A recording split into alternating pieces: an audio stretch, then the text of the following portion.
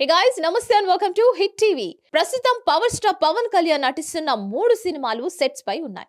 అందులో సాహో డైరెక్టర్ సుజిత్ తెరకెక్కిస్తున్న ఓజీపై భారీ అంచనాలే ఉన్నాయి.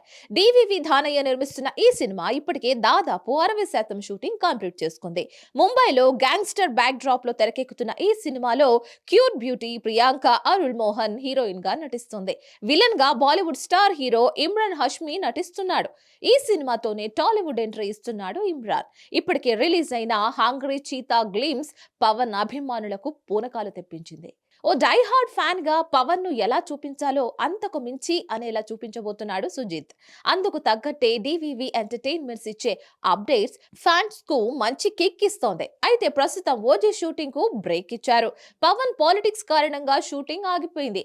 ఎలక్షన్స్ తర్వాతే మళ్ళీ షూటింగ్ ఉండే ఛాన్స్ ఉంది.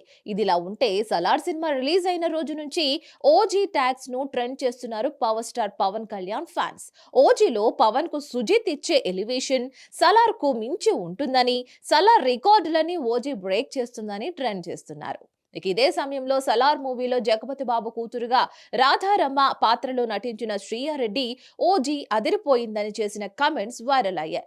దీనికి తోడుగా న్యూ ఇయర్ గిఫ్ట్ గా ఓజీ నుంచి న్యూ ఇయర్ గిఫ్ట్ ఇవ్వడానికి మేకర్స్ కూడా రెడీ అవుతున్నారని సమాచారం. మరి పవర్ స్టార్ కి సంబంధించిన పవర్ఫుల్ పోస్టర్ ను రిలీజ్ చేసే ఛాన్స్ ఉందంటున్నారు.